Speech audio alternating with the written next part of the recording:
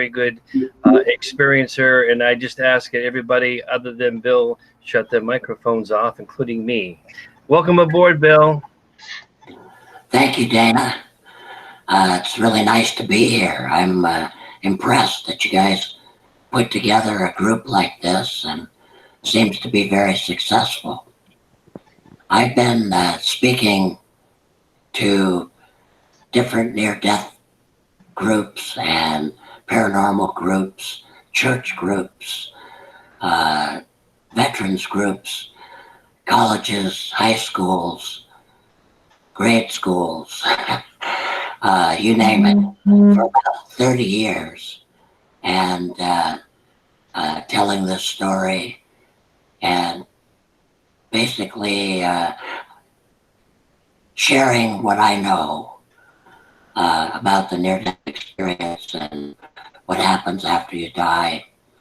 I've had 3 near-death experiences, but one is, my very first one is particularly dramatic because it happened on the battlefield in Vietnam. It was April 1969. I'd been in combat about 10 months. I was part of a force that would respond to anybody that was in trouble. So we saw a lot of combat. And after about 10 months, they sent me out with 2 of my buddies. And we were just about on our way back home, just about ready to go back to base camp. And we got a call that they needed some help. A helicopter had been shot down. Now, my 2 buddies had just been picked up about an hour before that and left for R&R. So I was by myself, not totally by myself. The rest of the company was there.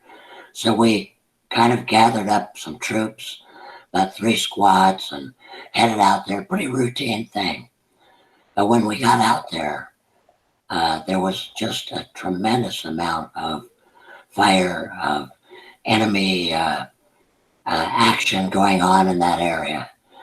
So I took my men and we moved around one side of the hill, and the company commander motioned me to just stay over there, and that he and the rest of the men would go around the other way. And I assumed then we would meet up in the middle where the helicopter was. Well, the enemy fire got heavier and heavier, and it became obvious that we weren't going to get out of there easily. And then I saw the jet planes coming, and I knew that the company commander had called in an airstrike. Now, I had stayed back behind the other men. I had gotten them under cover, and I stayed back a little more in the open so I could see where the enemy was firing from. And the airplanes flew over, and they dropped the bombs on the side of the hill. And the thought crossed my mind that if they drop those bombs too early, they're going to land right on top of me. And the planes circled around, they came back for another run, and sure enough, they let those bombs go too early. And I was blown up by a bomb. It landed probably 30 feet away from me. And I took shrapnel down my right side and in my face, crushed my face in, tore my right eye out. And I was lying there on the ground bleeding, 19 years old. No mom there to kiss it and make it better. And I thought, this is the end. This is the end of my life. 19 years old, and this is where I'm going to die. And then I accepted that death was going to be okay. And the next thing I knew, I was in this dark tunnel. I was away from the battlefield. I was still very badly injured, but there was no more pain. And I was moving towards this white light. And when I reached the white light, everything changed. I changed. I became a ball of energy. Everything around me was light energy.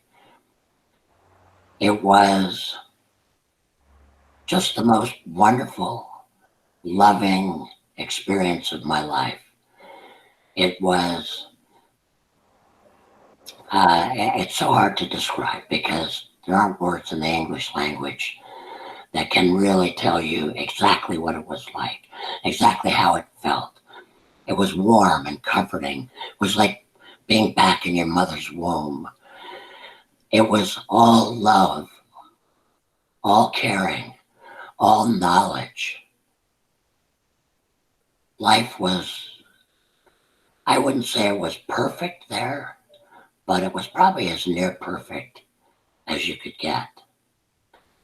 And I was in awe of this magnificent place, this white light.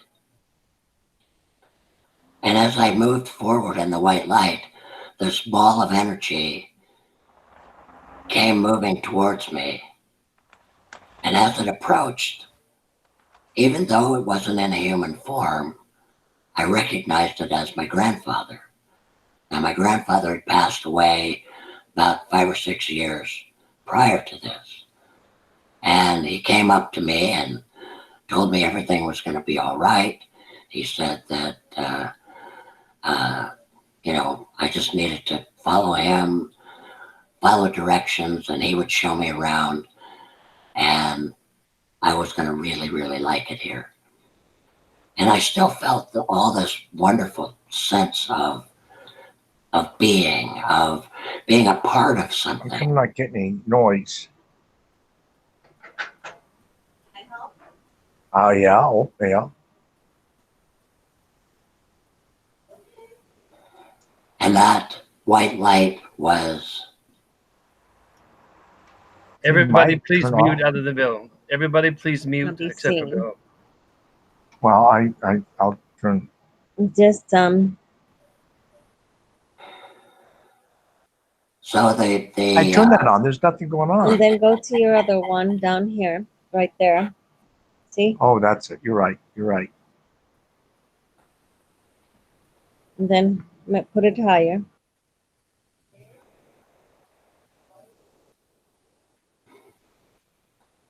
So being in this white light was just the most wonderful experience I'd ever had.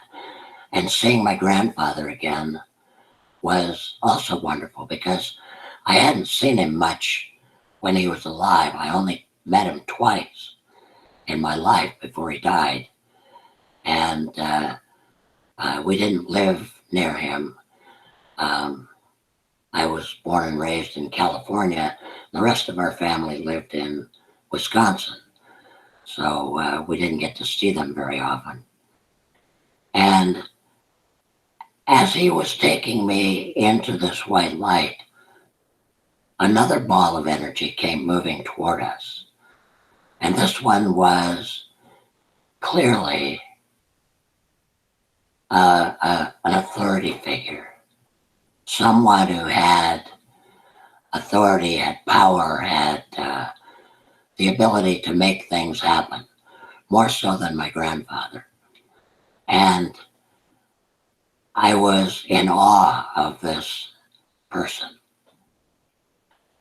And when that person came to me, told me that I couldn't stay there, that I would have to leave, that it wasn't my time yet, told me that I would be able to come back there when the time was right, told me that when I returned, I would return pretty much at the same time that I left. So if I left at that moment, I would return at that moment. And of course, that was 51 years ago. But time doesn't change that much on that side. So I listened. He told me a little bit about the fact that I had a purpose to fulfill, that I would live a long and productive life no matter what happened when I returned.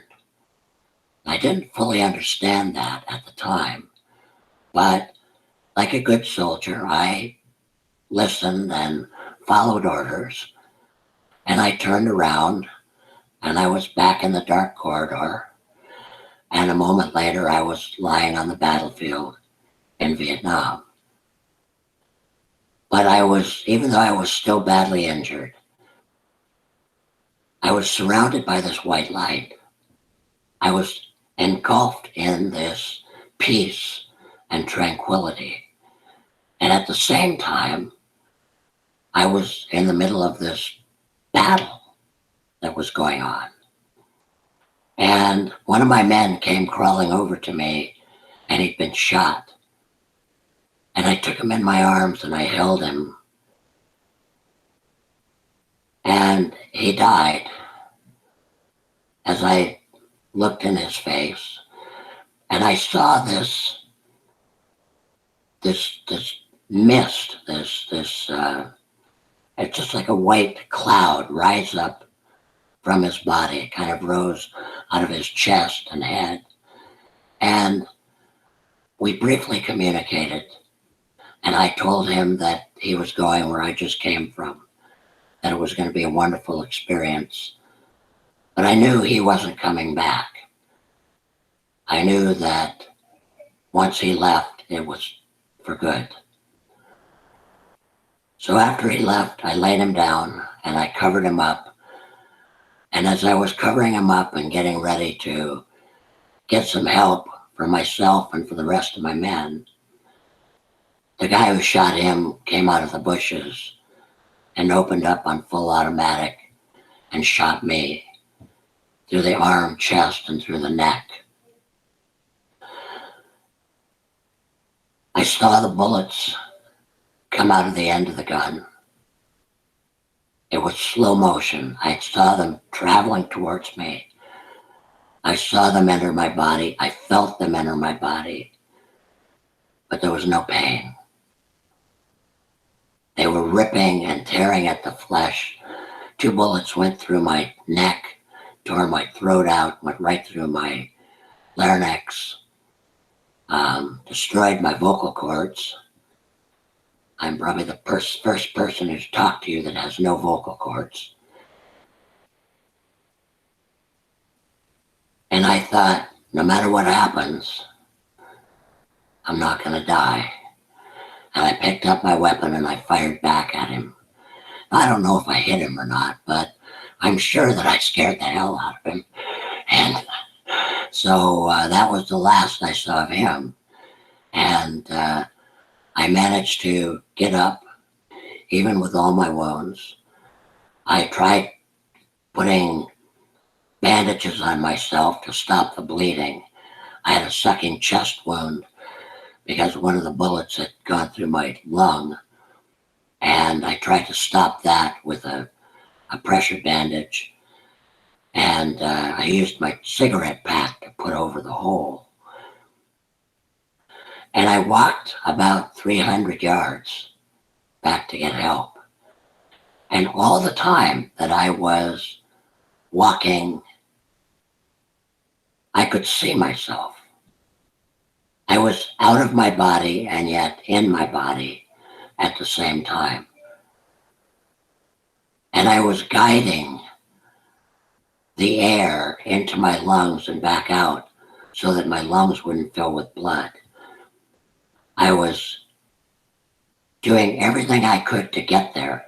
There were several very thick hedgerows that I had to move through to get to where the medics were and the company commander was. I moved through them like they were nothing. I just walked right through them. And once I arrived at where the other men were, where the medics were, they came running over And when they put their hands on me, I went right back in my body. I could hear them yelling. I could hear them saying, "Watch out for that arm. We've got to get an airway started." I could hear the medic shouting and telling people to be careful with me. And I just felt still at peace. I felt that white light that surrounded me. I felt it in my body. I felt it outside my body. And I just knew that as long as I had that white light with me, nothing would happen. I wouldn't die. And I went through years of hospitalization and about 20 different surgeries. They didn't replace my vocal cords. They weren't able to do that. They told me I would never speak again.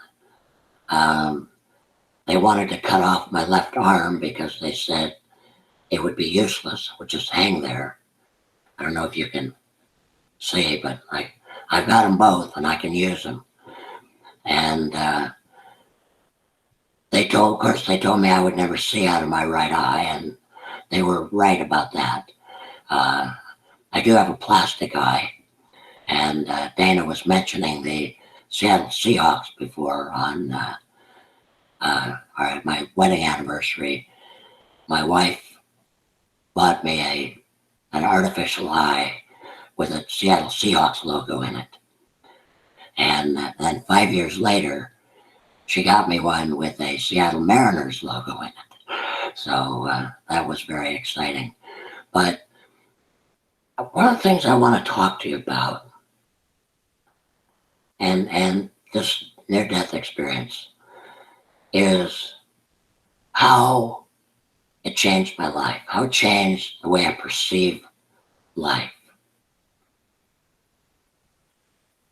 I always felt, even though I never talked about my near-death experience, for 20 years, I didn't say much about it at all. I tried a couple of times, but people didn't really want to hear it. So I just kind of let it go as far as talking about it. But it was always in my heart. It was always in my head. It was always something that I thought about and I felt. When I would watch movies, I would think, wow, that's just like what happened to me out there. When I first saw Star Wars in the 70s, the first Star Wars movie that came out, I thought, yeah, the Force is with you. That's that white light. That's that energy from the universe that we can channel to do things. I thought, how profound this is. And I used that energy, not always to my benefit. and my thoughts and my thought processes sometimes didn't benefit me because we live in a society that doesn't like things that are outside the normal or that are within the paranormal. And so I tried to use that power to guide me. And after about 10 or 12 years, I kind of lost track of it a little bit. I just got off track with it. I wasn't paying attention. I wasn't listening to the spirits. And my life went awry for a couple of years. And then I had another experience. And it reminded me that I need to listen to the spirit. And I need to listen when the spirit speaks.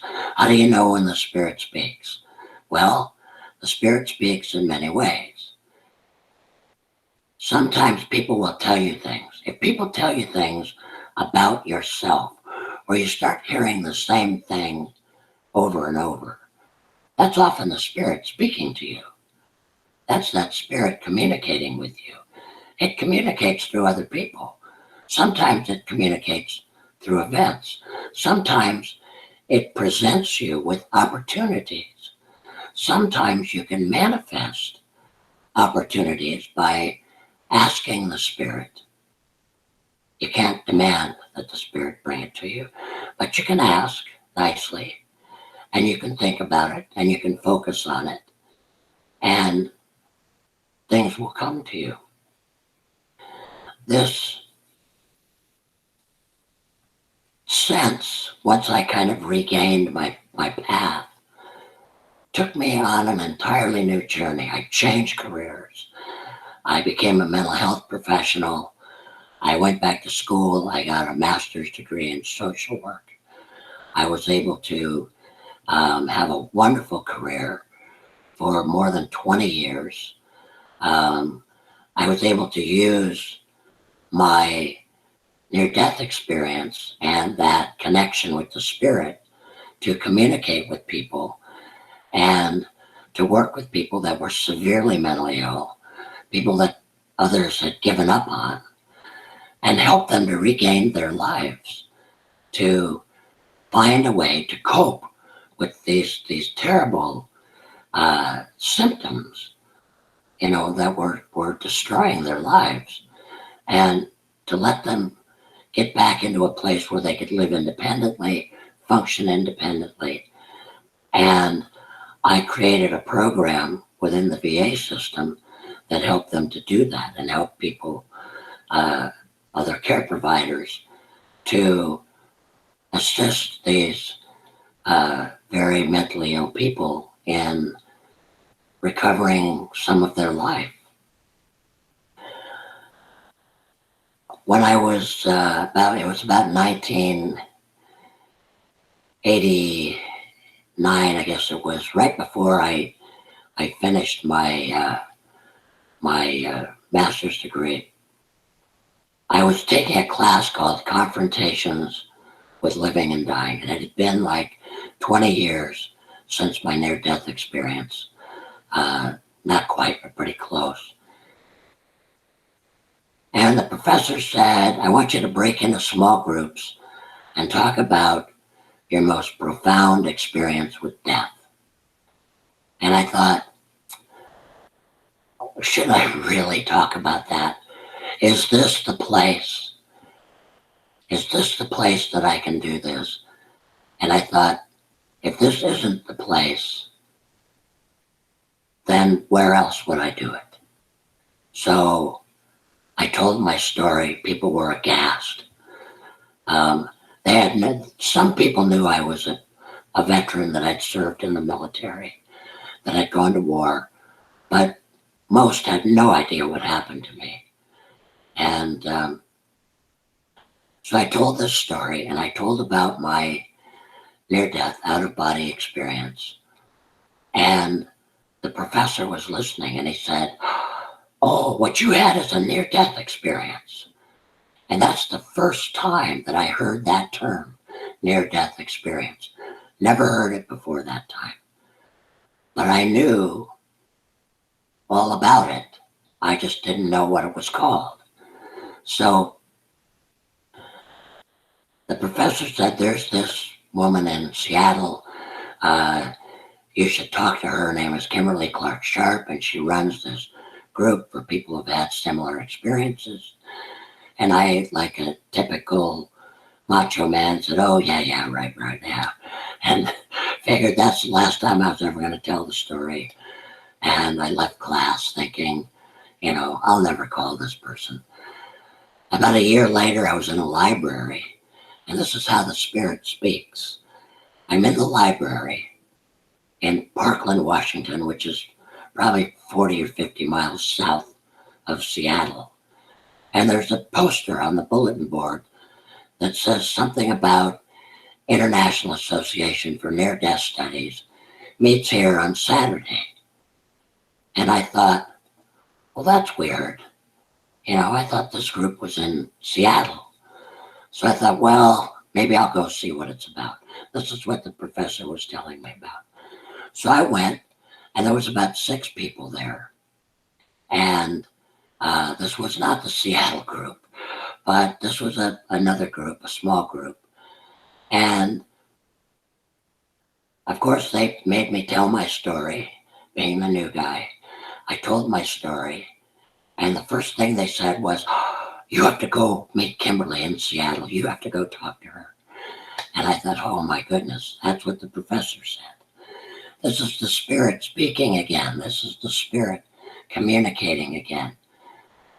So I agreed to go to Seattle, and I showed up, and I met Kimberly Clark Sharp, and we shook hands and we talked for a little bit, and she asked me if I would like to speak that day, and I said no, I think I'd just like to sit here and watch, because I was still, I'd only told this story twice, so I just really didn't, wasn't really ready to tell it. So I go to Seattle. I'm thinking this little group had about 6 people. They might have 20 people in Seattle. Well, they had about 180 people in Seattle. It was a huge group. This great big room and a big stage. It was quite the production. And Kimberly Clark Sharp got up and she's talking about, their agenda and what they're going to do today. And she says, and we have a new person here today, and I'd like that person to come up and speak. And I'm kind of looking around to see who it is. And she says, his name is Bill Vandenbush. And so she got me to come up and speak that day. And I was not happy with her, but I did it. And I told the story. And the most amazing thing happened.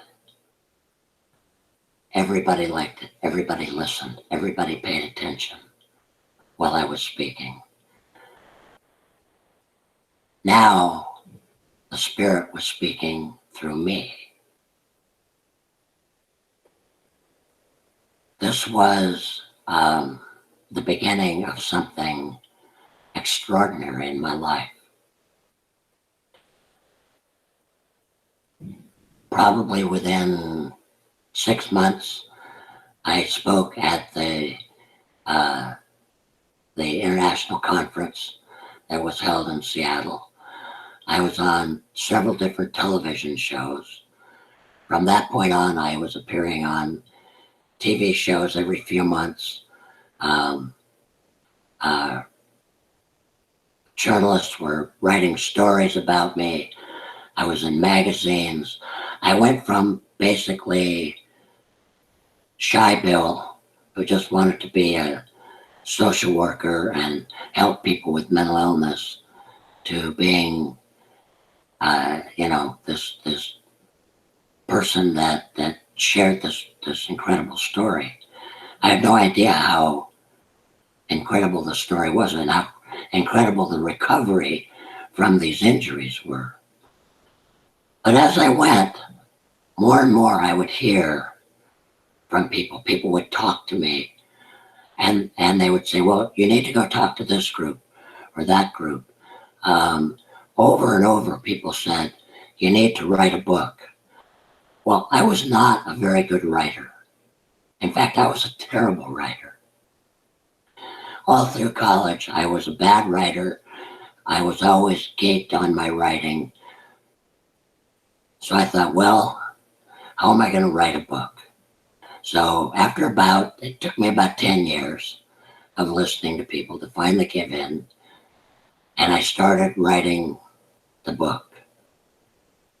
And the Spirit guided me. It showed me how to do research, how to write, where to get information, how to get help editing, how to get people to read my writing and give me good feedback. And the Spirit carried me through this whole process. And it was amazing because it was cathartic in allowing me to get out all these feelings that I had. And if you read the book, you'll know that it's much more detailed than everything I've just told you. But I wanted to be kind of quick in telling you this story because I wanted to talk about how this spirit speaks, how this spirit carries us, what this means, what our purpose is here. At least these are my opinions based on my experience. And, you know, I'm not trying to convince you of anything. I'm not trying to sell you on anything.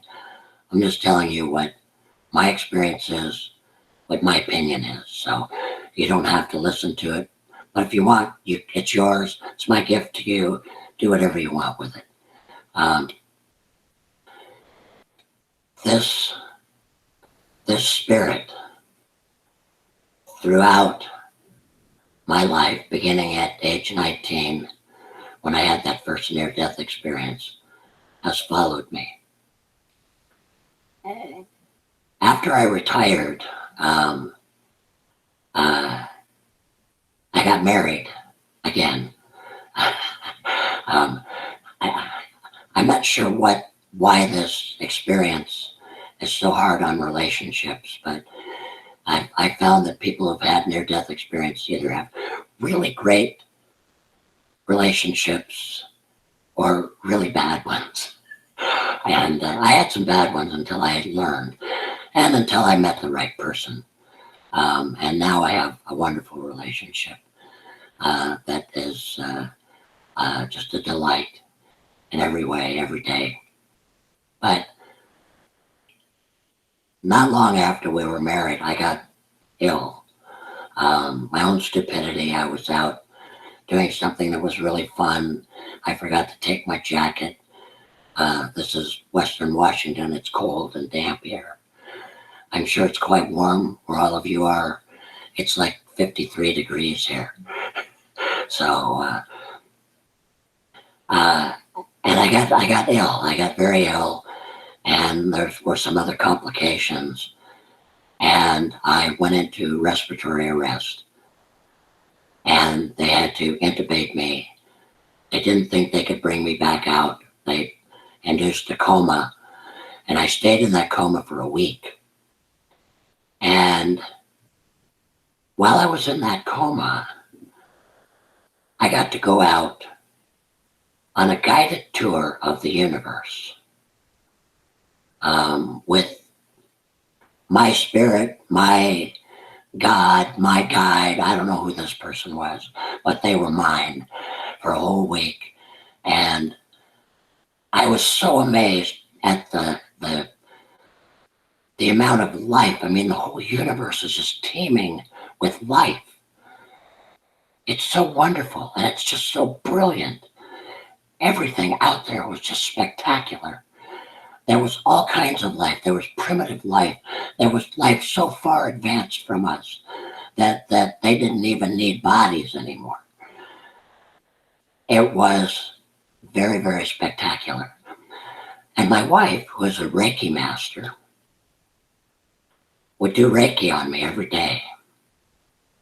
And every time that she would do Reiki, which is basically channeling the energy of the universe, I would see a red light in the distance, and I would be drawn to that red light.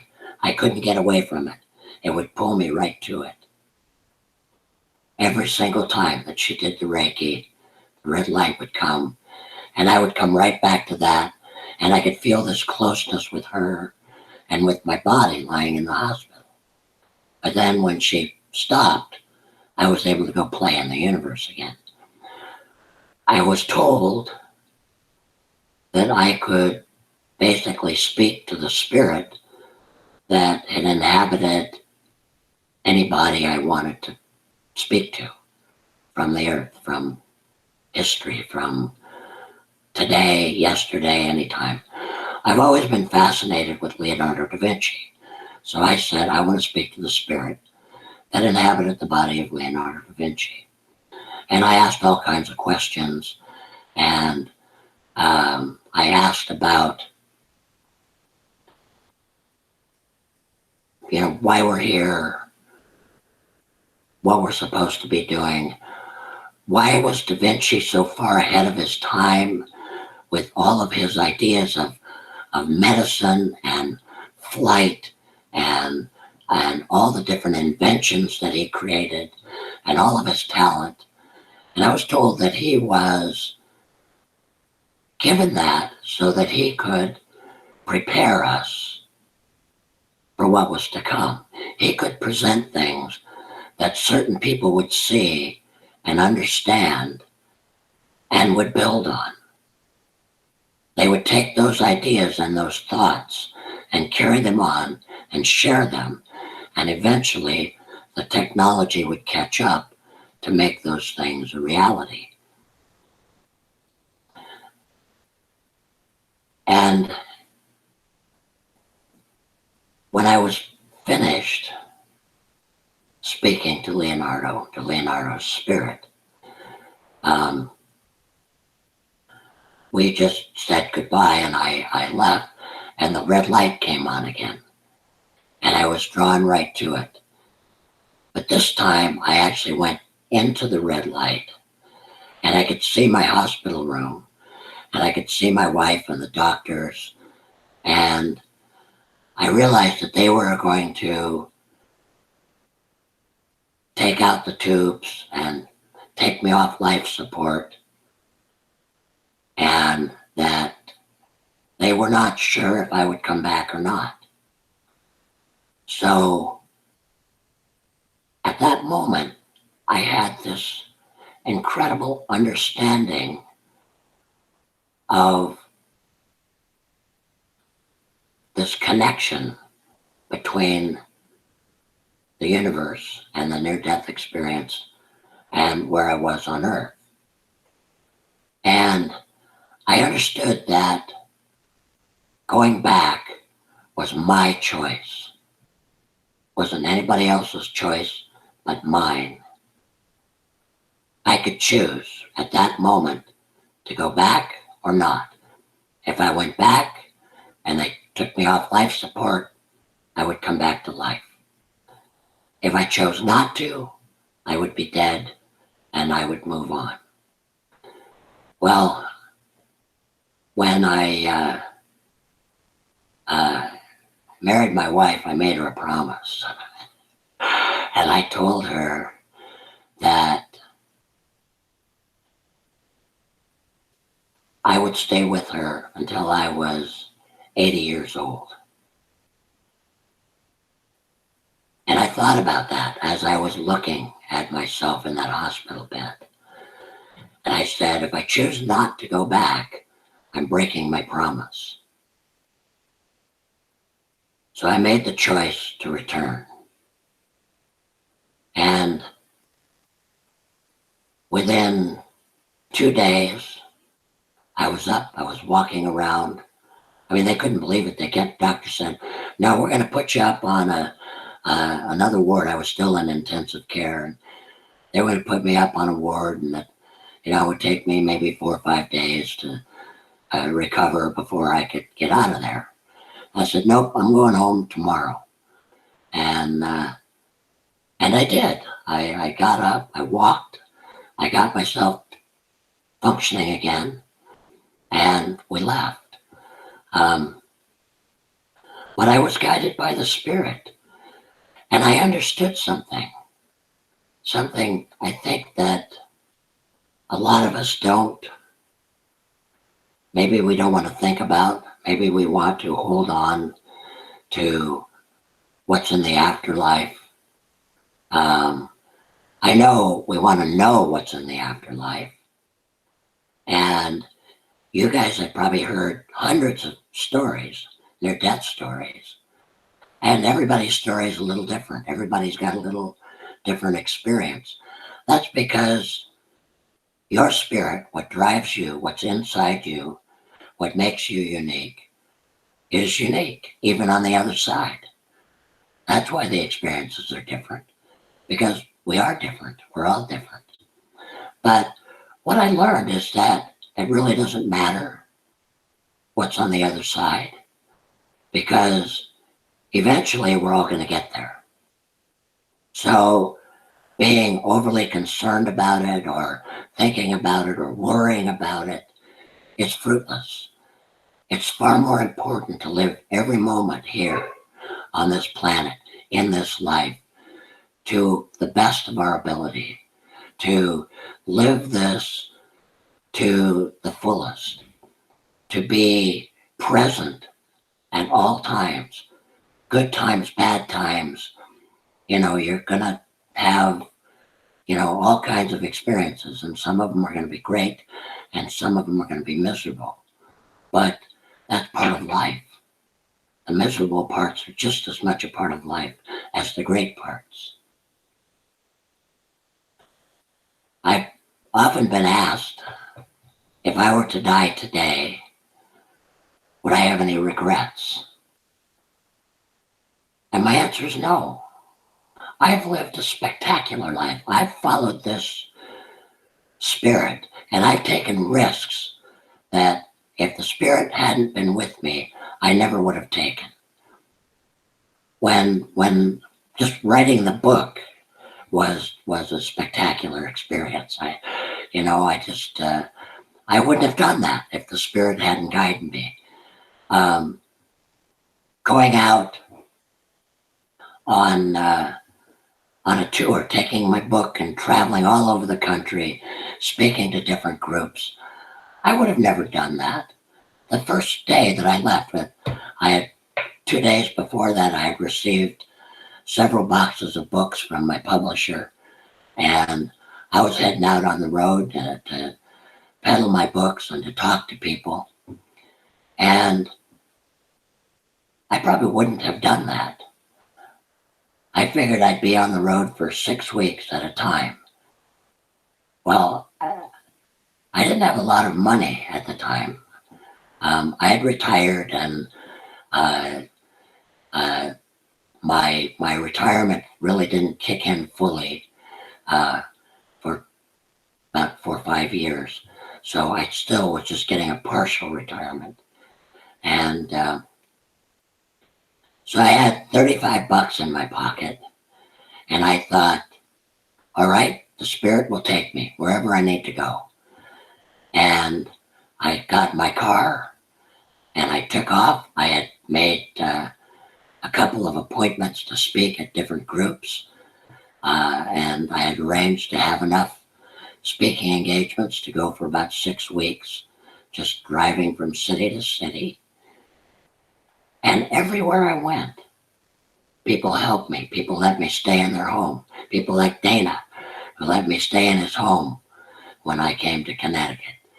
And people from every place that I went, they helped me out. When I was in Salt Lake City, which was my very first stop, and I told my story, and I think I sold about 50 books, which was absolutely amazing. And wow, that's enough money to keep me going on the road for a while. And I thought, this is just spectacular. And this gentleman walks up to me, and he reaches out to shake my hand, and I feel something in the palm of my hand. I thought it was a business card. He said, I hope that you'll stay in touch with me. And when I looked, it wasn't a business card at all. It was a $100 bill. $100. I never had said anything about needing money to be on the road. He just knew. He knew what I was going through, where I was going. Other people, when they bought books, the book was like $15, and they'd pay me $20. Sometimes they'd pay me $30. I mean, it was just amazing. So I always had enough money to make it to the next city, and to make it for the next week, and to eat, and to stay in a motel if I didn't have a place to stay. And I traveled for 6 weeks, and I came back for 2 weeks, and arranged for 6 more weeks of travel, and took off in my car again. I did this for 2 years. going out for 6 weeks and coming back for 2. And everywhere I went, the Spirit took care of me. Every time I was in need, the Spirit took care of me.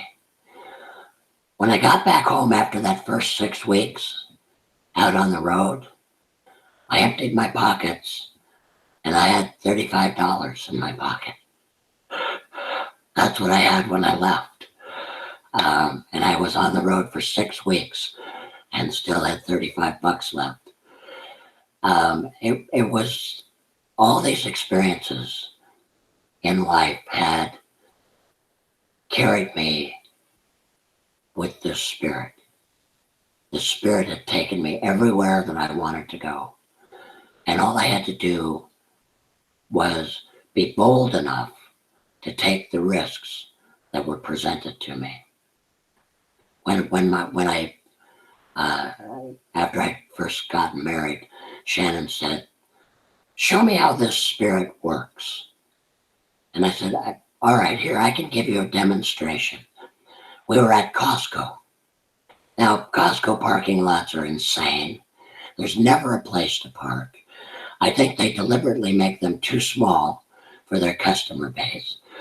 So we're driving round and round, and I said, "All right, I'm going to ask the Spirit to find us a parking place." And I thought for a moment. We drove around one more time. We arrived right in the front of the store, by the front door.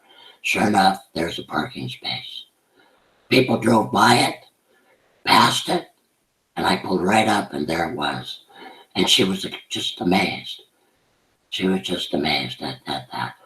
And it happens over and over. If you really want something, all you got to do is really think about it. But if you abuse it, it can go away just as easily as it came. So you have to be, you have to use it for some good purpose, I think. And I've always tried to use it for good purpose.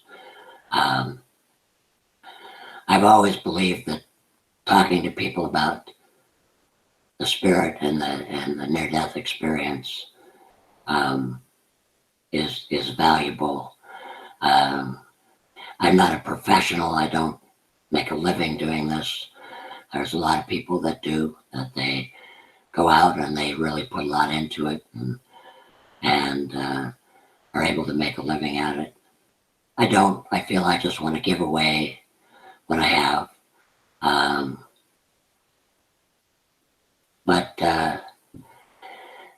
it's just such an incredible thing, the Spirit.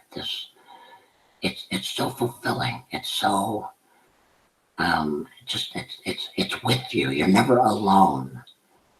You're never by yourself when you have that. That white light is always there for you.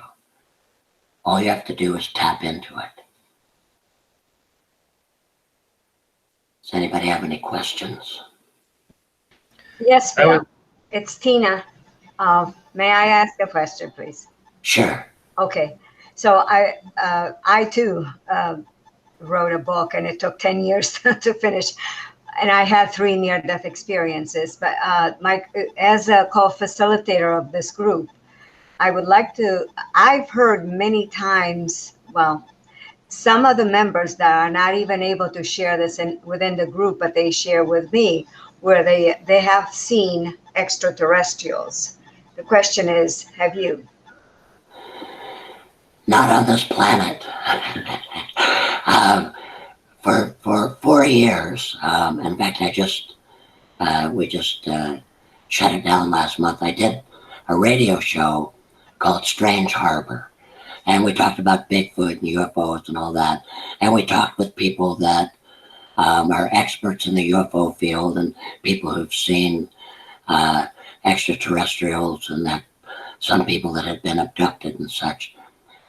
But I've never had that experience on this planet. I believe they're out there, but I also believe that there are travelers that don't need a spaceship to come here, and I think they come here frequently, and we just don't know it. I would like to make a comment about Bill's first visit. He, as he said, he traveled by car from Washington State to Connecticut just to be our guest speaker. I read your first book, and I know that you've made changes on it, but you had mentioned that you do not have vocal cords and you are speaking. And I remember, if I remember this correctly, I may be wrong, when you spoke about in your book, that when you were in the hospital for the first time, the doctor says, "You are talking to me. How in the world are you talking to me?" And they did an x-ray. And if I remember right, you had shrapnel in your throat and that was vibrating, made you be able to talk. Is that correct? Well, it was actually, it's scar tissue. Scar tissue. In my throat, yeah. And yeah, this was years after I got out of the hospital. I went to an otolaryngologist at the VA. And I told him, well, I don't have any vocal cords. And he said, well, you couldn't talk to me as well as you do if you didn't. And so he said, well, I've got all this fancy equipment and I'm going to actually buy some new stuff that I've really been wanting to buy. And you're going to be my excuse for buying it. And we're going to go down and we're going to make a movie of your throat, the inside of your throat and what's going on in there. So he got all this stuff and got the stuff with the, little fiber optic cameras and stuff in there. It doesn't hurt. It's a little uncomfortable. And he made a film of my throat and what happens when I talk. And after he pulled everything out, he said, you're right, you don't have any vocal cords. But he says, here's what happens. And he showed me the video. He says, somehow you make this scar tissue vibrate, and that's what makes the sound, what makes the noise. And about, maybe 5 or 6 years ago, I went to another otolaryngologist because I just like to have somebody, in case I'm in need, that I can go to. And I went to this local otolaryngologist. It wasn't my regular guy because he had retired. That's the problem with all the great doctors. Eventually, they retire. But, and he said the same thing my other doctor had said. Well, you couldn't talk to me as well as you do if you didn't have any vocal cords. So, and Shannon was with me. She's like,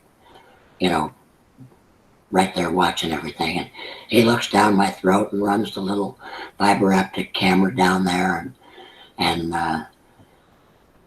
so he pulls everything out and he looks at me and he said, you're right, you don't have any vocal cords. He said, I don't know how you do it. It's amazing. But again, I think it's that spirit. The spirit said, I can do whatever I want and that I can survive and I can live a productive life. So I'm doing it. I don't even think about it sometimes.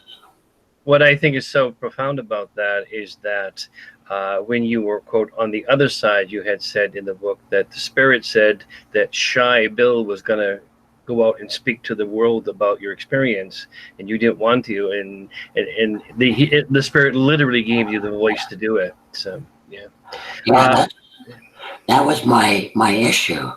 Is the spirit kept saying, talk to the people. That's one of your the things that you have to do. That's one of your purposes in life, is to talk to people. And my thought was, you want me to talk to people, but you took away my voice.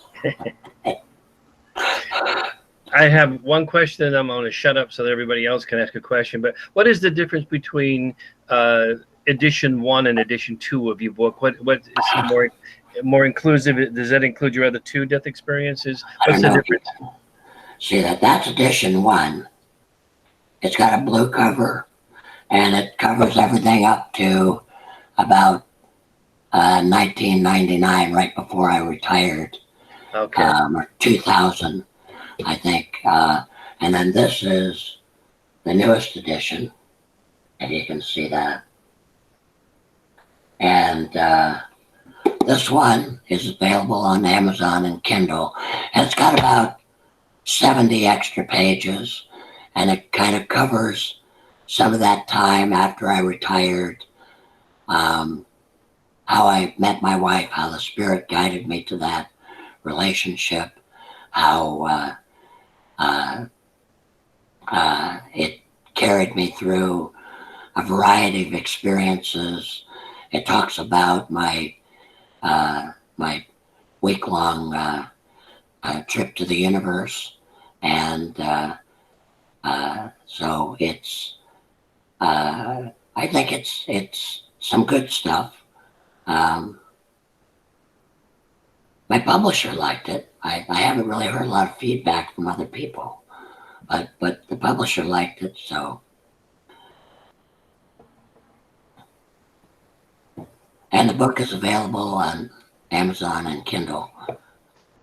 Wonderful. Any other questions? Hey, Bill, can you hear me? Yeah, I can hear you. Oh, great. It's John. And I just want to say I really enjoyed your talk tonight to us. And my question revolves around your very first NDE, where you mentioned that you saw your grandfather. Yes. Did you ever have any more interactions with your grandfather since that first NDE? I did probably about maybe 11 or 12 years later. I had a brief encounter, out-of-body encounter, and he just kind of spoke to me. It was just a momentary thing, kind of like a flashback, but it was more like a flashback into the light, and it was very quick. But he did speak to me, and I always feel like he's kind of with me as I go along. I think he's my guardian spirit, and so he's there if I need him. Wow, beautiful, beautiful story. Thank you. Bill, this is Jack speaking. I know that your story is familiar, and I've got probably a dozen journals of all the NDEs I've listened to, and I'll have to find it, your original version. But in the meantime, could you expound a little bit about your visit to the universe? Did you go? I'm sure it's covered in your book, but did you go to other planets? Were there other life forms, civilizations? Take us on that journey? Would you mind? Okay. My first experience was meeting up with this guide. Whoever it was. I don't like to put labels on these beings that I meet out there because, everybody wants to call it God or make it a religious thing. And I like to stay away from religious references to what happens afterwards. Not that I have anything against religion, I don't. But I just don't like to reference it to religion. So my first experience with this being that I met that greeted me when I got there, by the way, it wasn't my grandfather this time. And this being said, I'm going to take you out and show you how to explore the universe. And he said, what you have to do is just think about where you want to go. And you can go there, you can be there. And at first, I moved very slowly. I moved through the universe at a snail's pace. And the spirit said, you can go faster and farther. and you can come right back in the blink of an eye. And so I did. I had to use some thoughts. I was like a kid learning, to walk. And pretty soon, after about, I don't know, 4 or 5 times of trying this out, I was able to just go out and travel anywhere I wanted, to look around. What I wasn't allowed to do I wasn't allowed to interact. I could see things. I could look at anything I wanted. I could get relatively close to planets, to other living beings, but I could not interact. And I think my feeling when I made the choice to come back, if I had chosen to stay, that I could go back and interact, and I could even choose to inhabit another body somewhere else if I wanted. That was just a feeling I got. There was no message about that. But once I got used to kind of traveling, this ability to travel light years, hundreds of light years, millions of light years in the blink of an eye, it was absolutely incredible. And the thing that just totally astounded me was there were 2 things. One was the color. There were so many colors, so many brilliant colors. And the second thing was that the universe was just teeming with life.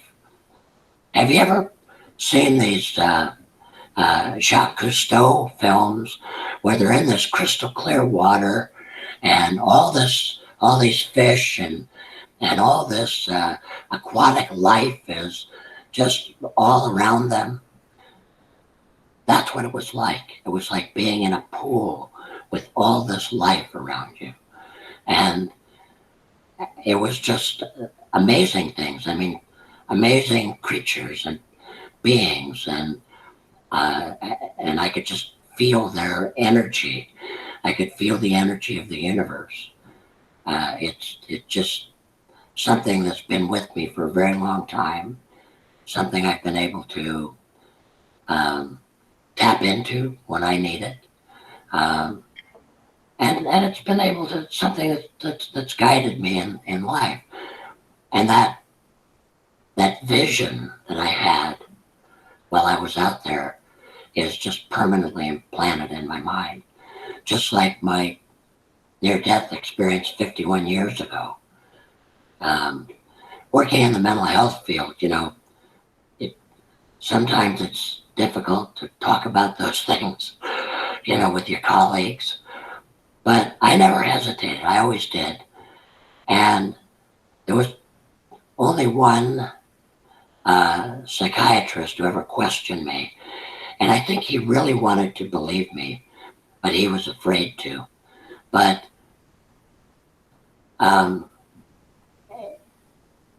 that spirit allowed me to just talk to everybody and talking about these experiences and about the universe and about the energy of the universe and about dying and going out of my body without any fear that I was going to be judged or, that anything would happen to me. And actually, I didn't care because I knew that this life is just an experience. It's an experience that is just an ongoing everyday thing, and that eventually I'll get to go back out in that universe and I'll get to make choices and I'll get to interact. I think the most profound thing out there was my talk with the spirit of Da Vinci. Because when we first met, we were basically just balls of energy. We were just like little orbs, and we communicated more telepathically than verbally. And then he said, relax, I'm going to do something that's going to make you more comfortable.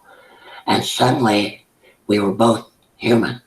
We had human form. And we were sitting in chairs talking.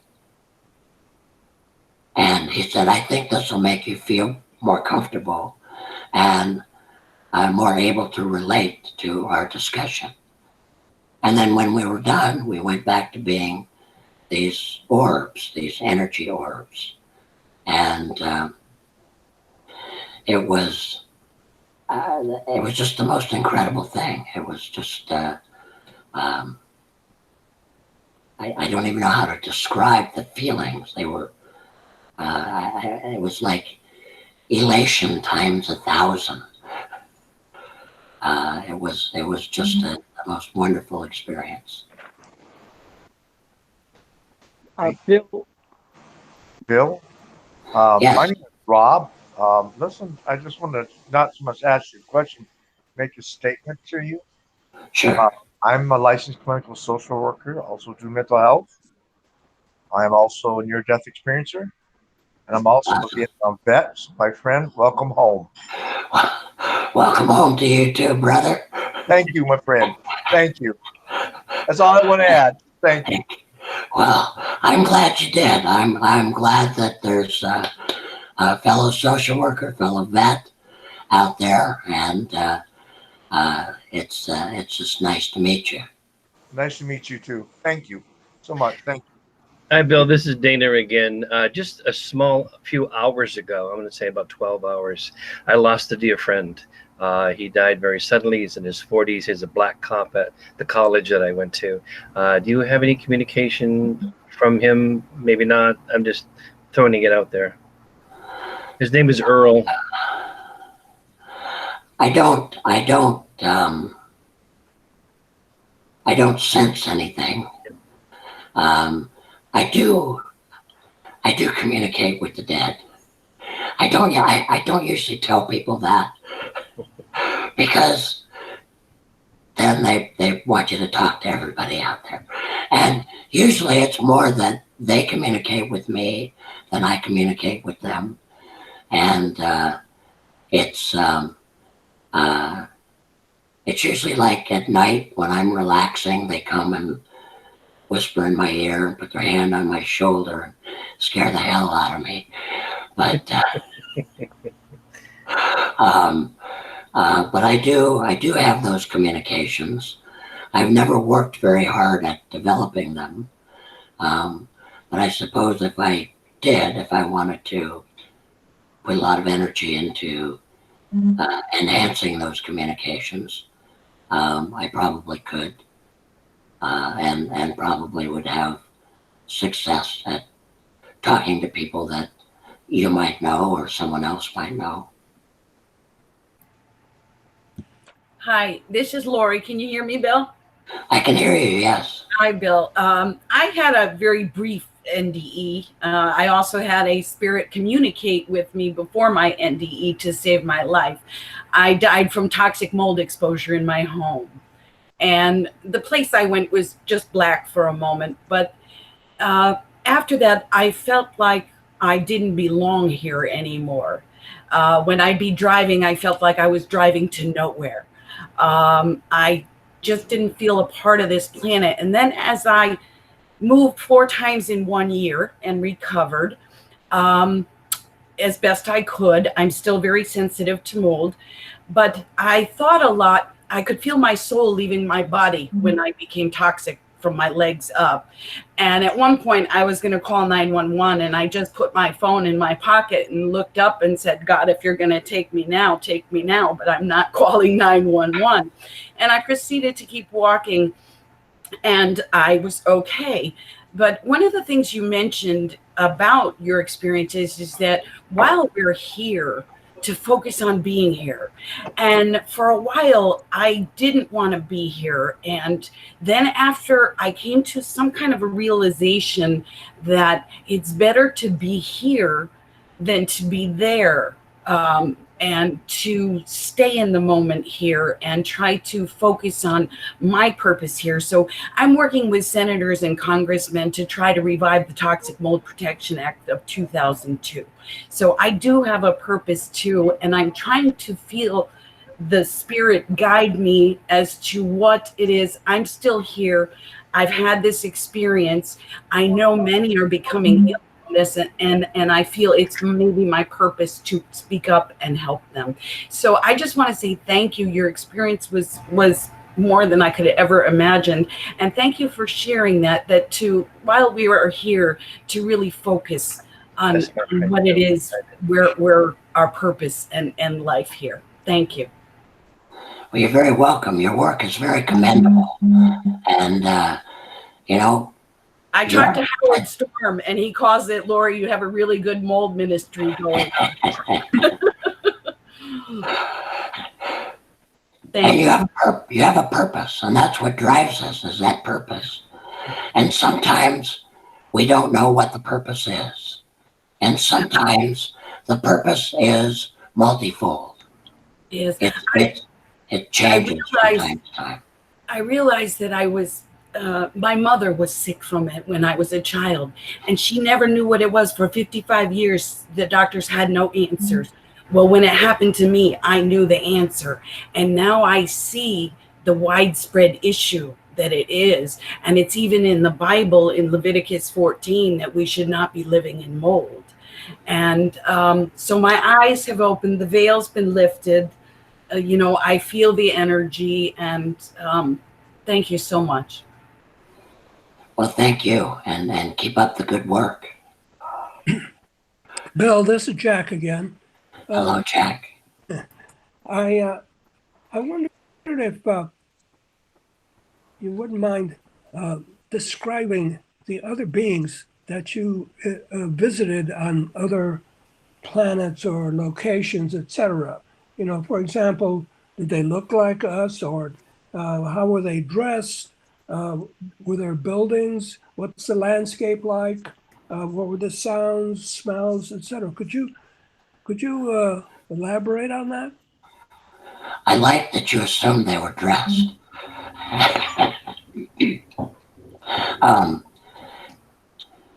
There were so many. I mean, it was a lot of them were similar to us, not exactly, but you know, similar size and shape. Some of them were more like animals. Some were just very primitive creatures, just like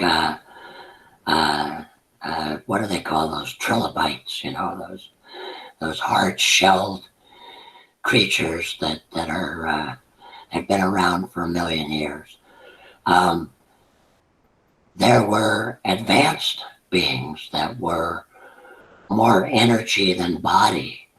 There was a planet where they had total peace. Everybody got along. Everybody loved each other and cared about each other, worked together to have a better life. There were planets that were full of war and hate and distrust. There were planets where they were just beginning to grow and educate themselves. There were creatures that were kind of similar to what we see on television, the gray aliens with the big eyes, kind of like that. There were some that were very tall, some that were very thin. And so it was, I didn't get to stop and really look at all of them. I mean, there was like just an incredible number. I couldn't even guess. Trillions upon trillions of different creatures and beings in the universe. I mean, just the sense of all this life surrounding me out in the universe was amazing. It was it was so fulfilling to know we're not alone. You know, that we're kind of moderately evolved, you know, and I believe, I mean, based on everything I've seen and all my experiences, that we are on the verge of an age of enlightenment. Probably won't happen in our lifetime, but we're the pioneers. We're the ones that are going to talk about it. We're the ones that are presenting the ideas that will grow and that we will become enlightened from. They'll be the seeds of enlightenment. Now, that could go the other way too, you know. We could destroy our planet, destroy ourselves. That was the other thing that became crystal clear to me out there, that we are stewards of this planet. Every living creature in the universe is charged with taking care of their environment, with taking care of their planet, with taking care of the place they live, and to make sure that it flourishes, because every planet, every body is important to the energy of the universe. If we destroy the planet Earth, we're destroying a part of the universe. It won't destroy the whole universe, but it will change the universe. And it will have an effect on the universe. So it's really important that we nurture this planet, that we care for it, that we nurture each other, that we're, I do a lot of speaking locally. We have a lot of little local groups in this town that I live in. It's a little tourist town of about 7,000 people. In fact, it's less than 7,000. And I tell people, you have to love everybody. It's really important that you just love everybody, but you don't have to like everybody. You know, you can love them and maybe not like them so much.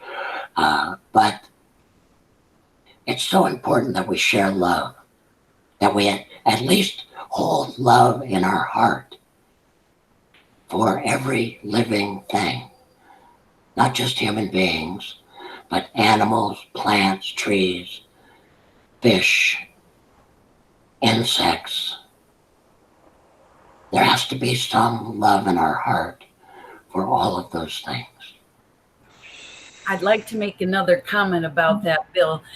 Since COVID, my skin healed because I'm no longer in my work environment since March. And what I do is I go out and I take pictures of flowers and plants and insects with my whole heart, appreciating when an insect stops to let me photograph it. And I share it with my friends and family on Facebook, hoping to just brighten their day and spread some love and show them the incredible creatures that are on this planet. The other comment I'd like to make is that you and Rob mentioned that you were in social work, or I don't know if it was Rob, but Yeah, Rob. the other comment I'd like to make is that my first symptom of toxic mold exposure in most people is psychological, anxiety, depression. And you said you've obviously been to many, many doctors, and no doctors could help me. The environmental specialist said the only prescription is avoidance of mold. So no doctor could help me. I had to heal myself with food, and I did that. But I just wanted to say that, you know, if you still are in touch with any of these people in the social work area, and I encourage all my doctors to ask people if there is a possibility that this could be in their environment causing symptoms. So that's the message I'd like to share with people, that if you bring this up, the environment is a key to psychological as well. Absolutely. Thank you so much again. Environment and food, you know, all of our interactions. Yeah. Thank you. Bill, this is Jack again.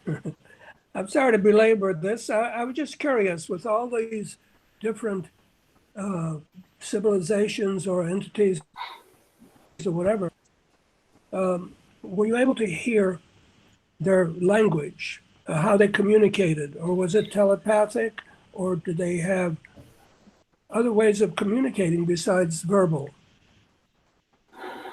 Well, I didn't really get to because I couldn't interact with them. So I could look at them, I could see them, but I couldn't get too close and I couldn't interact with them. So I never really heard them. But because all of the beings in the universe, the energy beings, communicate telepathically, I assume that some of those more advanced civilizations would also communicate telepathically. Okay. That's just an assumption on my part.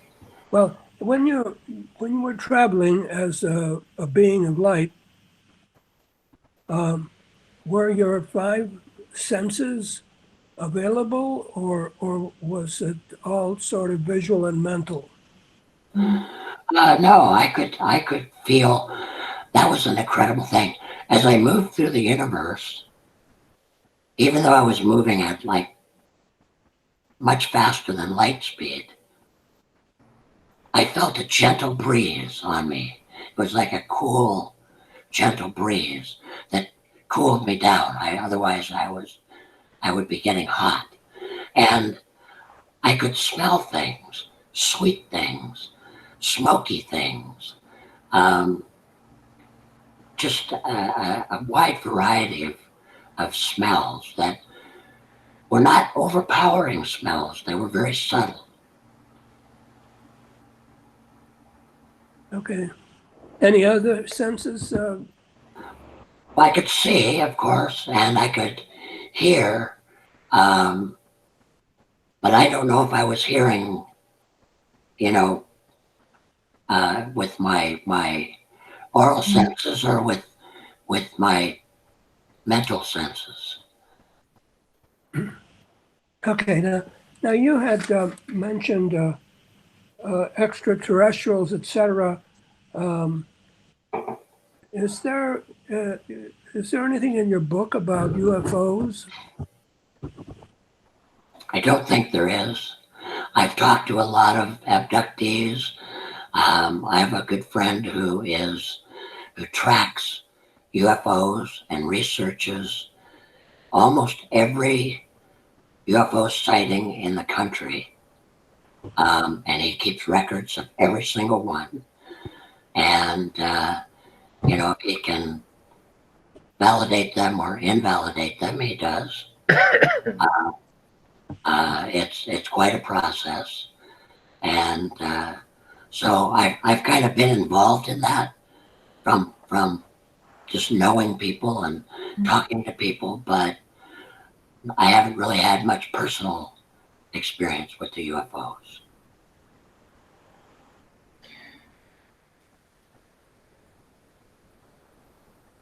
You're muted, Jack.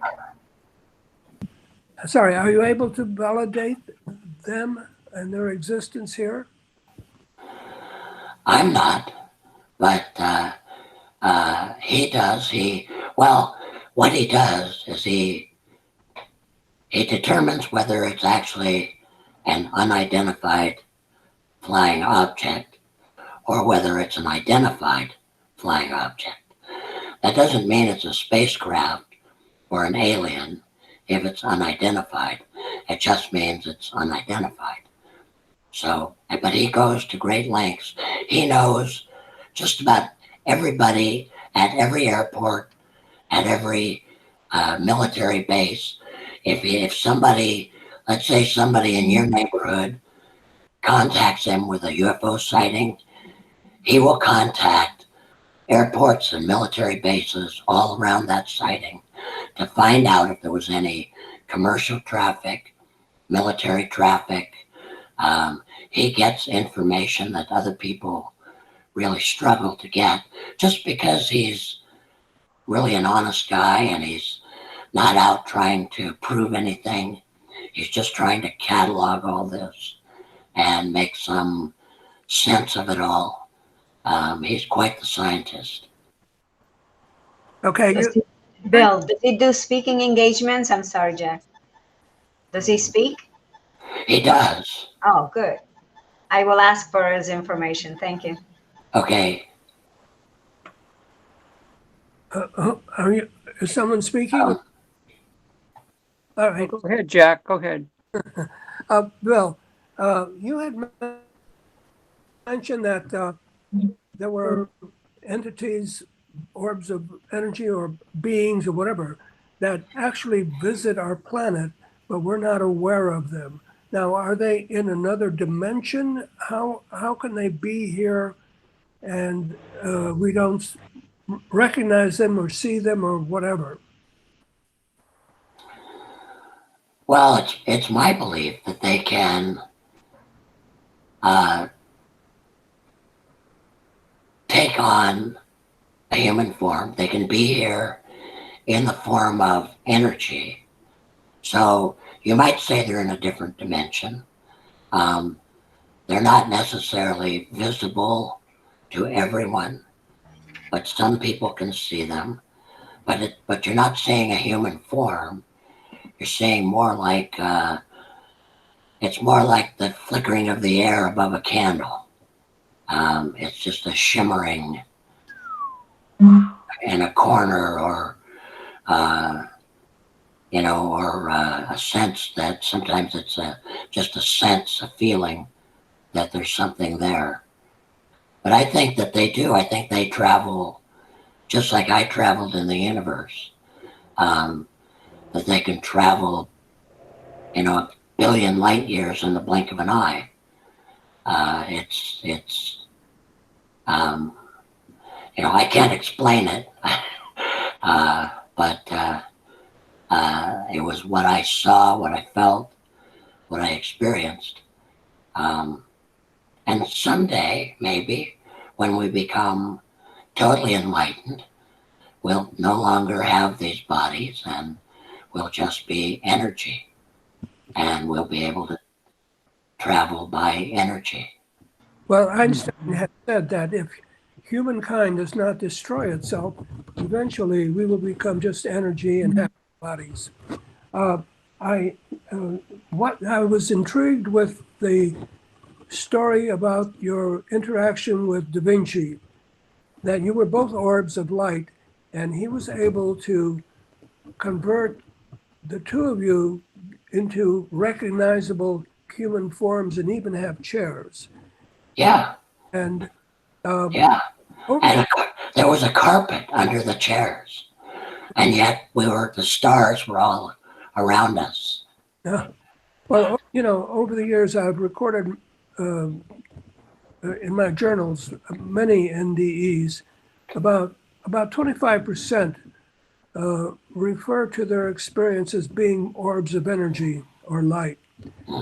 And I believe that all NDE experiences are based on being orbs of energy or light, but we, in our brain, or somehow, just like Da Vinci was able to convert the orbs into human form. And so I will be giving you a call in the future. I'd like to discuss this further.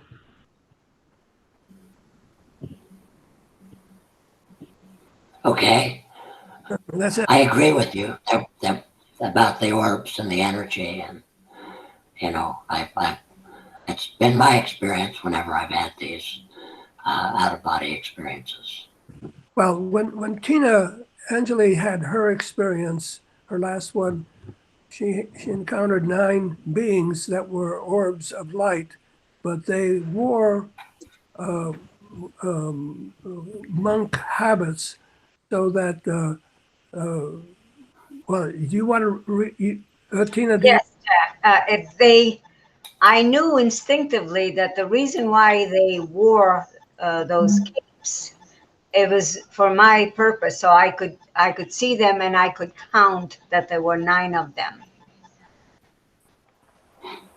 Okay. But they, otherwise it would have been just one big blob of energy. And Tina, were you a orb of energy, or were you did you have a life form? I saw myself as being painless, even though I had just had the car accident. There was no pain. I felt like I was embraced by the light, by love, and even though they were not next to me, they were on the other side of that ornate table. I felt embraced by all the love, and I felt that it was the communication that I was having with them was telepathically. I did not have a physical body. My physical body was dead in the car.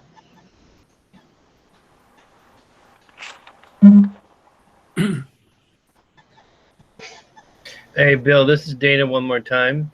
If I remember from your first version of your book, you had said something to the totality that, particularly the totality that said you had to come back, that you really, really needed to know how long you're going to be back on an earth, and that you really needed to know the year, the day, and the time that you was actually going to die and leave Earth on a permanent basis. In that entity told you, and that you were the only person really on Earth that knew the time of day when you're going to die. I might be wrong on that, but is that true? And do you know? Yes. I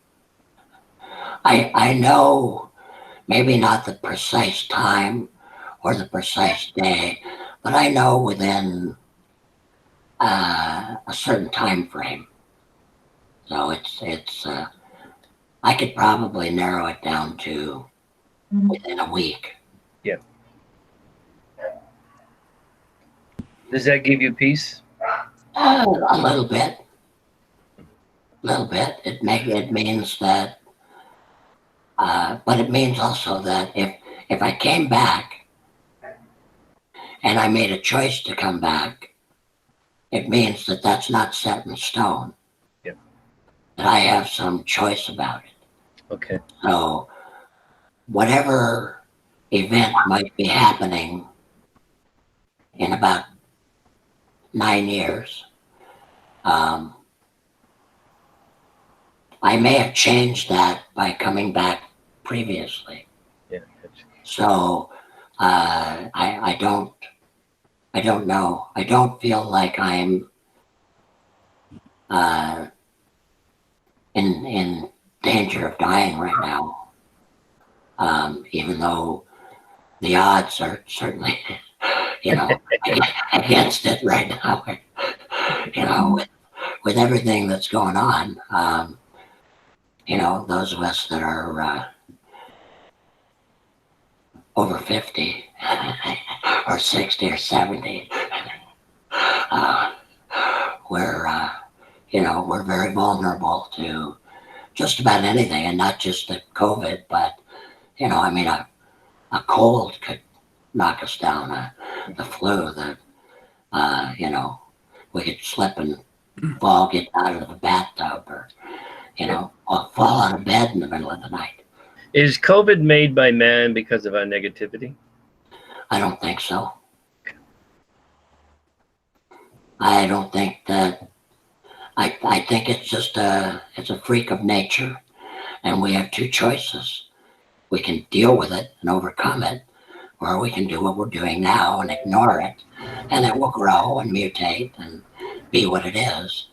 But it's nature. Those viruses have been here in nature for probably thousands of years, but we've always dealt with them in a way that is productive. And right now we're not dealing with it in a productive way, at least not in this country.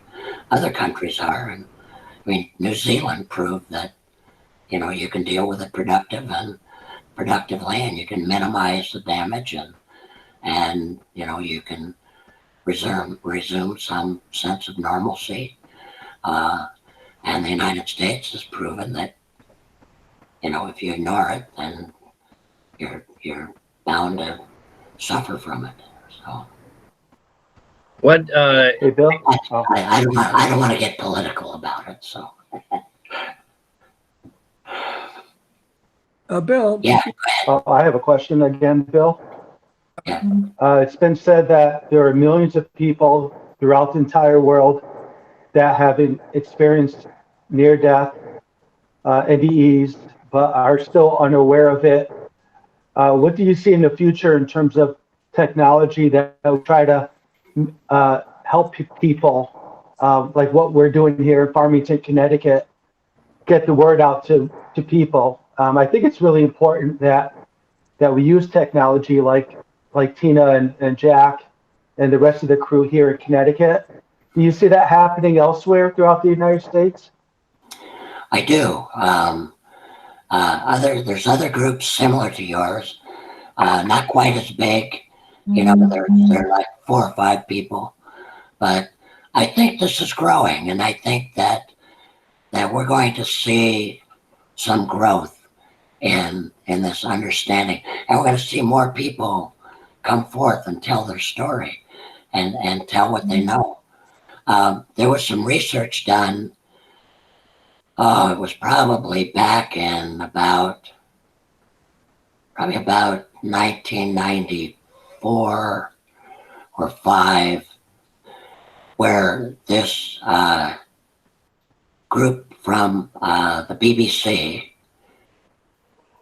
they went around and they interviewed 1,000 people from different countries, different languages, different cultures. And they talked to them about their near-death experiences. And they recorded all this. And what they found was that there were commonalities in almost every experience. The dark tunnel, the white light, communicating with other beings. There were occasionally people who had negative experiences. But regardless of culture, of language, of country of origin, none of these people knew each other or even knew of each other, and yet had similar experiences. So that tells me there's some validity to this near-death experience, and that more and more and more people are talking about it. It's like I was in Connecticut, 15 years ago, and I was talking in Seattle 15 years before that about this near-death experience. And I've seen it grow to where there was maybe 2 or 3 books available for people to read, that there was a little bit of research, but not much, to where now there's hundreds of books available. There's tons of research. There are people who are dedicating their lives to researching the near-death experience. Sometimes I think they miss the boat. I think they just need to realize that, you know, it is what it is, and just accept that. But, you know, I'm not a researcher, so, but yeah. Thank you for your insight, Bill. I appreciate it. Yeah. Thank you. I have a quick question, just because I have the opportunity to ask it. When I was 6 years old, we lived in a very moldy house where the roof caved in, and there was a evil presence there. And the whole family experienced some things. Well, 50 years later, I went back about a year ago with my brother to that home and talked to the current homeowner. And I, of course, asked, does anybody see or feel any strange presence? And they said, oh, you mean George? My wife and my daughter see George or feel George. Why do you think, or do you know anything about why a presence might remain here? And just the impression I got of the presence, that it was not a good presence. I don't really understand it other than to explain it that way. But I just wondered if you could talk about, if you say you feel presences here, what would make them remain, or that kind of thing. I have a theory about that. I have a theory that energy, that is unique to us can be in more than one place at one time. In fact, it can leave a small part of itself behind and still move on. So I think some of what people experience is not the entire being, but a part of it, or a part of the energy that it left behind. That energy is incredibly powerful. I think we don't understand yet how powerful this energy is. It's an incredible energy. It can drive you. It can be in more than one place at one time. It can leave a signature. It's incredible stuff, this energy of the universe. Thank you. Bill, you touched on revisiting. Could you speak to the reincarnation issue? Reincarnation. Well, I think you can come back. I think you can come back as pretty much anything you want to come back as. I think it's your choice.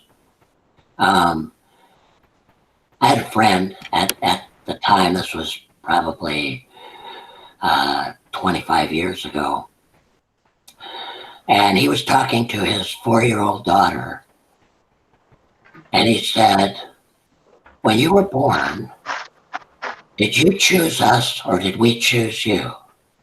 Without hesitation, she said, I chose you. I chose to come here.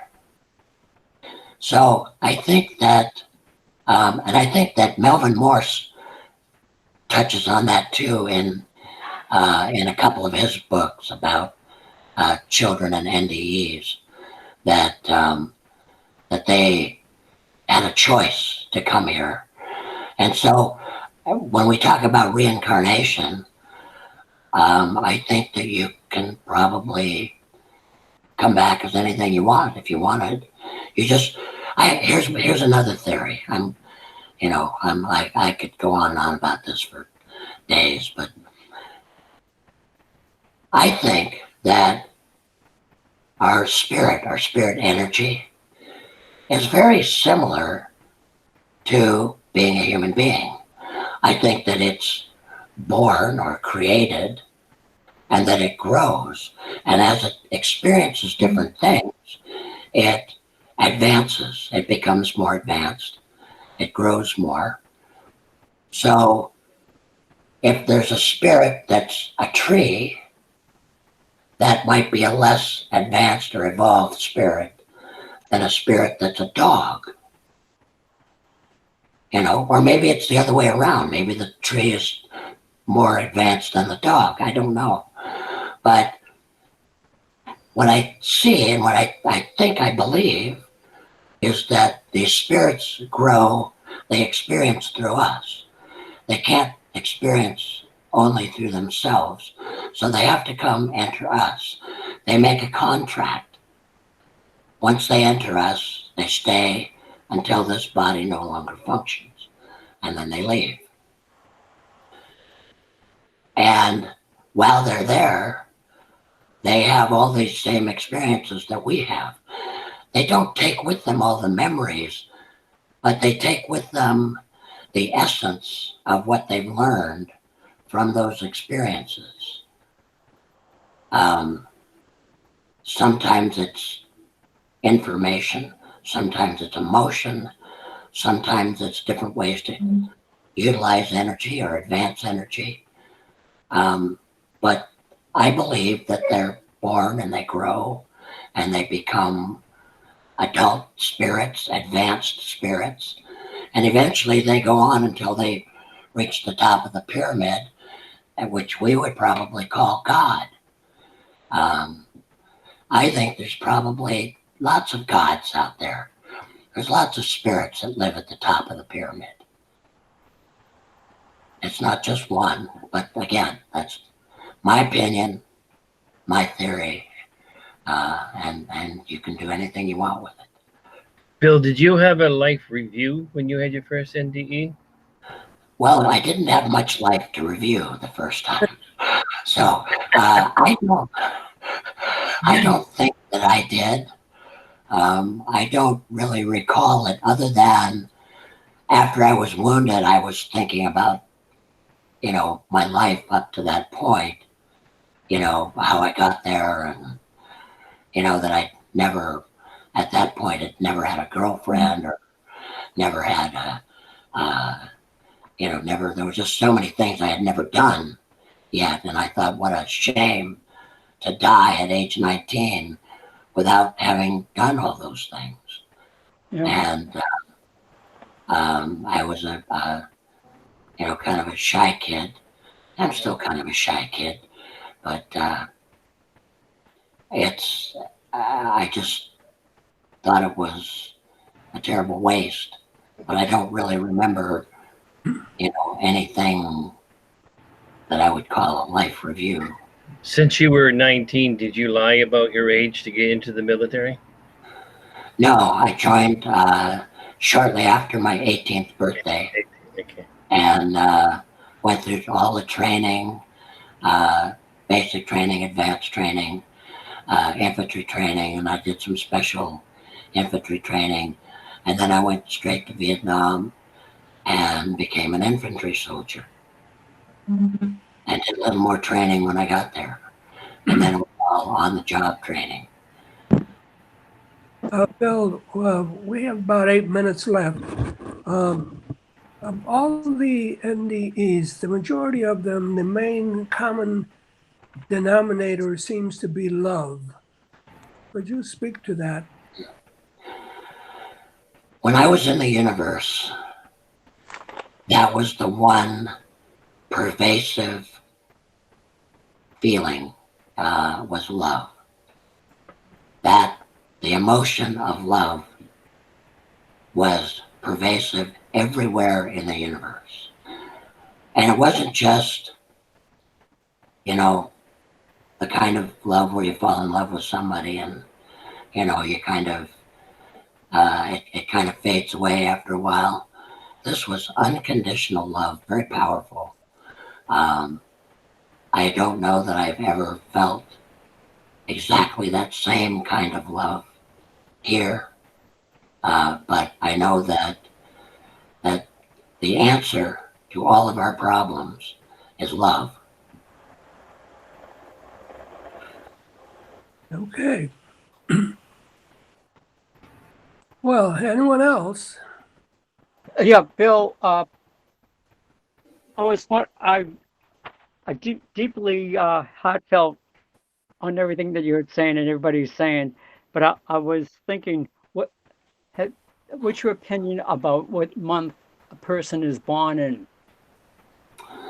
That's a good question. I haven't really studied that, but I've heard people talk about it, how that affects your life and your spirit, and and what spirit may have entered your body, that different spirits enter at different times. I think it's an interesting subject. I've never really studied it, but that's based, what calendar do we base that on? It's a man-made calendar, and the timelines are different in different places in the universe. So I don't know whether it makes a difference or not, but I have talked to people that think it does, and I tend to think that they're credible people, and so there might be something to that. Yeah. Hey, Well, hey, Bill. I think sorry. that with the development, with your development, that there isn't anything different, but we have to go ahead and be open to be able to apply the spirit and to be able to grow with it. So I understand what you're saying. Thank you. Hey, quick question, Bill. Sure. When you were over there was an authority figure. Was that an orb or something that was telling you you had to go back, right? Yes. And you had the feeling, or they told you that when you would come back, it would be pretty much instantaneously after you left. Is that right? They told me that. I asked if I would get to come back. Yeah. And they said, yes, when you come back, that you will come back at almost, not exactly, but almost the same time you left. So you'll get the impression as soon as you pass 9 years from now or whenever, right, that you'll be back just at the exact same, almost the exact same moment. Almost the same time, yeah. Yeah, it's really interesting. Okay, thank you. Yeah, but we created. I had another question about the man-made calendar. I read on the NDERF website at night, there's archives of thousands of stories, and I hear about the man-made calendar. And do you think it was something that was made for us to track time, or man actually created it, or that it was made for us by the universe, or that we developed it? I think that we created it, but maybe the idea behind it was passed on by interplanetary travelers or somebody. I don't know. I don't, like I say, I haven't really studied it. I never really thought about it very much, to be honest with you. So I'm not sure, but certainly there's certainly a relationship between the Earth, the moon, the sun, the stars, and the calendar.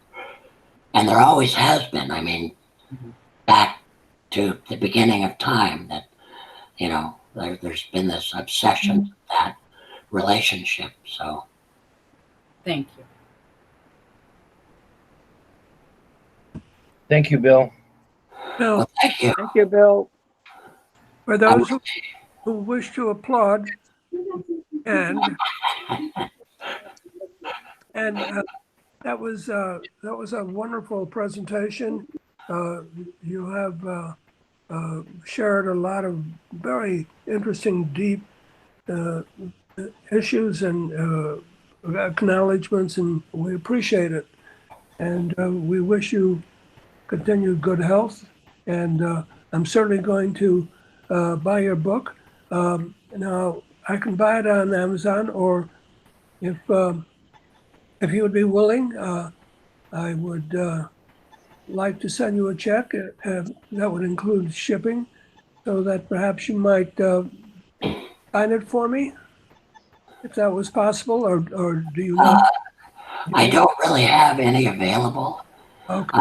If you buy it on Amazon and you stick it in an envelope and send it to me, I'll send it back. I'll even pay the postage back. You're very kind. Thank you. Bill, thank you very much. Jack, we are in need of a speaker for November. Remember, we discussed the idea of having an open forum in December with some specific topics possibly, but we don't have a speaker for November. If anybody can think of anybody to suggest or volunteer, that would be wonderful. Thank you. Okay. Well, also, Tina, I'm starting to make connections at IANDS, and there are many speakers who are members, active members, who would be interested. So I'll pursue that. But I like December being open forum. So that's what we normally